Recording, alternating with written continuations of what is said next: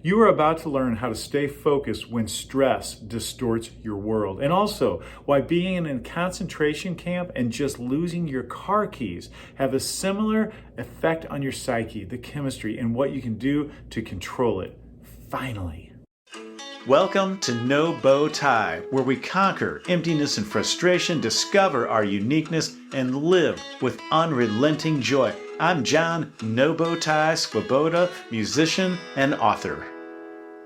I hadn't expected such a wonderful experience to end in complete dread.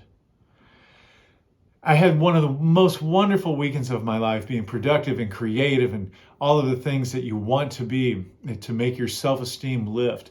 I was about an hour down the road when suddenly a pang of anxiety fled up my spine and into my gut. I forgot my hat. Now, this is not just any hat, it's my hat, okay? It's a comfortable hat. It's one that I wear almost like good luck when I'm riding or when I'm going for a walk because it fits just right, it smells like me, and it's like an old pair of shoes that you're wearing out, but you don't want to get rid of them because they really are you. Now, the hat is not the subject. The subject is that it sent self-talk through me that just about ruined not only my day, my psyche, and my self-esteem. Today's subject is when your mind destroys your world unnecessarily. Be sure to subscribe. I didn't want to let go of it. I didn't want to surrender that hat. I didn't want to just keep driving and say, oh well. And I know I could have notified the ranch owner and said, hey, I left my hat in your cabin. Would you send it to me? Or would you stash it for me for the next time? And I know right then I became a nuisance, if not to them, to me. Because then I'm just proving that I'm cluttered. And again, the self-talk began to inflame itself and exaggerate. I was hearing myself say, you are such an idiot. You do this kind of thing all of the time. Can't you get anything straight? When are you going to get your act together? Oh, now you're going to have to buy another hat. Oh, and they're going to think these things of you. It just went on and on. Have you had that experience? I know you have. I know you have, where you have to actually set up a blockade about the personal narrative that you're delivering that's destroying your day, your mind, and the view that you have of yourself. Self-talk floods the psyche, and it changes your body chemistry and your mind until you start to grab evidence to support that view. This is one of the most self-demeaning acts of your mind that you can have when you start to pull the evidence to support the negative view that you're seeing yourself. And until you set the bar straight, you are what your self-talk wants you to surrender to. Now, before I go on, just think back on a time when this happened to you. Perhaps you left a party or a room and you thought everybody in the room was thinking a certain thing about you because of something you said. It may be legit. You might have screwed up. But I want you to think of what went on in your mind when you left, that you have no proof of what somebody else was thinking, but yet it turned your stomach. It changed the way that you felt about yourself. You had to set up a defense plan to say, oh yeah, but. Meanwhile, you don't know really the residual of what happened. Now for me, an interesting thing happened. I started to try to balance my thinking and get the positive side of it back. But I looked up and I looked in the mirror. I looked in the rearview mirror. And off to the corner on the side was my hat. I'd never lost it in the first place. So all of the thoughts and all the change of chemistry, all the self-damnation that I had just endured was unnecessary. I brought it on myself. The hat was there the whole time. I could have felt just as good that whole time as if I was wearing the thing. And don't you do this? Don't you, when you screw up or you actually do make a mistake, don't you provide a false sense, a false story of who that person is? And have you ever had a situation where you were so relieved that to find out you were wrong, of how you saw the situation? You were so relieved, like me, I saw the hat, but you had a situation where looking back, you just, the relief just told you not to worry about it anymore. But really, in retrospect, you just spent whatever time in hell in your mind because of what you were telling yourself about yourself. That's going to stop.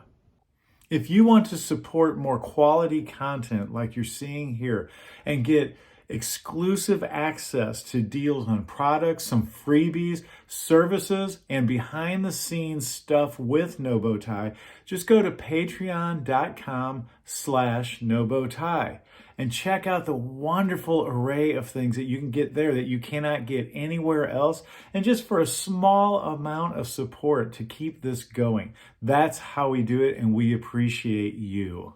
I use the example of the hat for obvious reasons to show how the mind can distort reality to the point that your world becomes lopsided and that the lens through which you see yourself is distorted.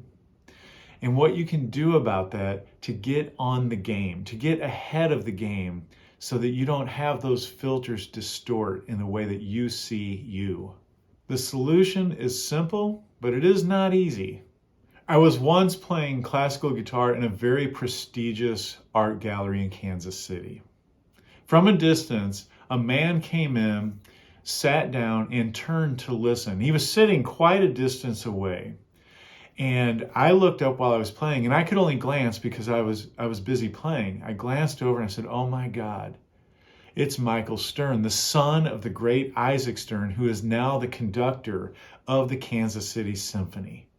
I couldn't play without hearing his criticism in my head. And over an hour went on with this horrific distraction. I could hardly play well. As a matter of fact, I would say I did play worse because of the self-talk that was going on in my head. How dare him just sit there and stare at me and not even offer a pleasantry, a wave, or even clapping from across the room. I felt so intimidated.